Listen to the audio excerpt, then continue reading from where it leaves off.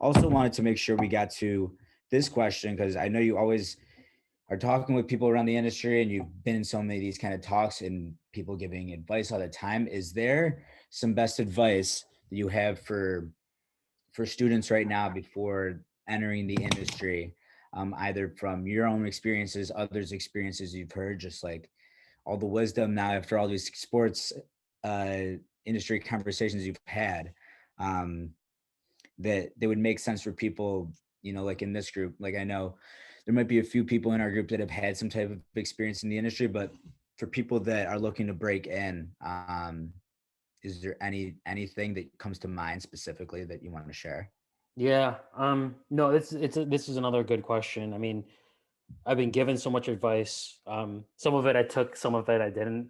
So I'm trying to figure out like some things that I would do. I think the one I'll start with this. The marketing internship, while it was unpaid, which was a strike against it, right? Like it's just very challenging. Um, the work was tough. Like if I had $1 for every swag bag that I filled when I was an intern, I'd be really, really rich right now. Like a bag with like a pom pom and like a towel and like a Yeah, water bottle. And if yeah, so I mean, it's not glamorous. Like it's not glamorous, but I enjoyed the work because I knew that someone else would benefit from it. Like I knew we were in the business of creating memorable experiences for other people. And I often think about the times where I'm the first generation, and an Asian American. We didn't have a lot of money growing up, and so my best friend, his father, um, uh, would always like invite us to games and events and stuff like that. And I'd be like, "This is amazing!" And for me, being able to like try to make those experiences really fun for people that were coming to the arena, whether it's for youth hockey or a different event or for the game. I mean, that was a really cool driving force. Don't get me wrong. I mean, being able to walk into the arena with a badge and just being able to just roam freely without anyone questioning why you're there, that's kind of cool too.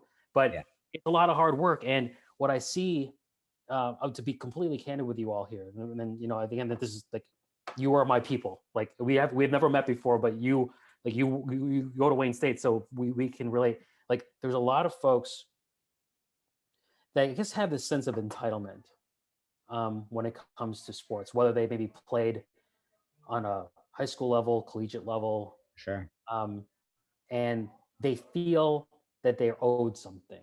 Like, oh, you know what? I played D League or something like that, and so they almost assume that they should get a job in sports because of they played in sports. And I'm sorry, that's not that is not the ticket to get in. Like, it's something that I've actually heard more than once.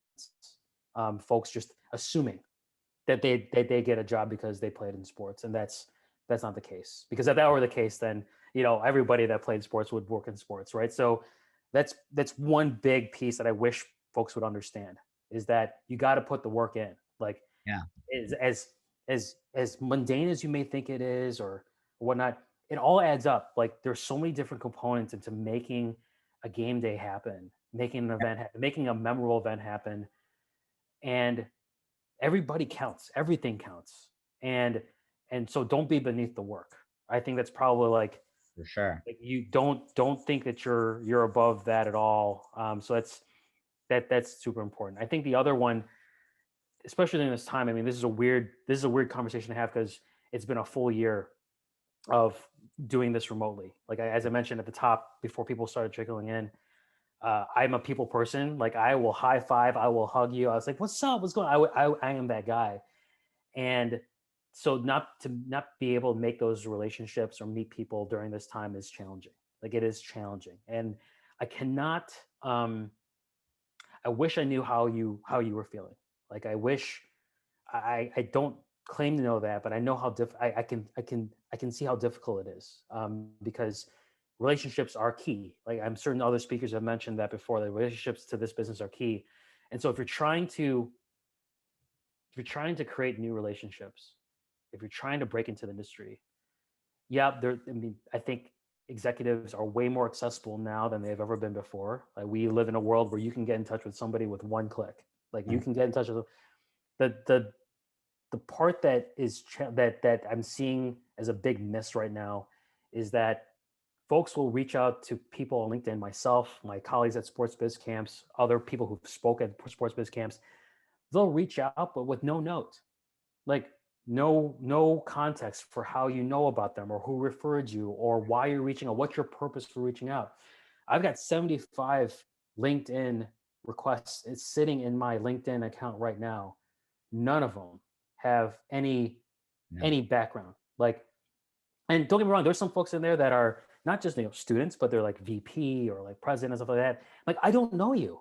Like, I don't know you. And to be really to bring it be real with you all, like there was a situation where I accepted a LinkedIn request from someone that knew some mutual connections, but we never really met. But I was like, yeah, cool. Yeah. And then that person actually leveraged my name to get in touch with somebody else in my network for a job.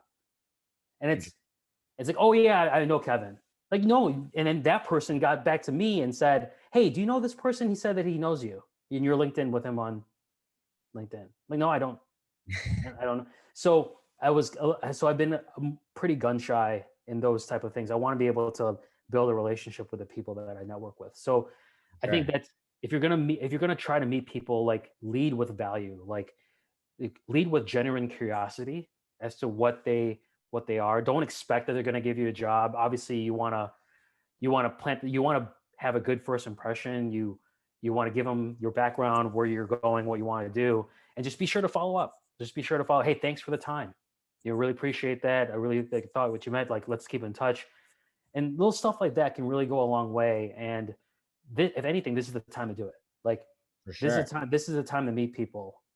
Whether you're looking for a job or not, I think is a great time to try to meet people. It's harder in this environment that we're in right now, but it's important.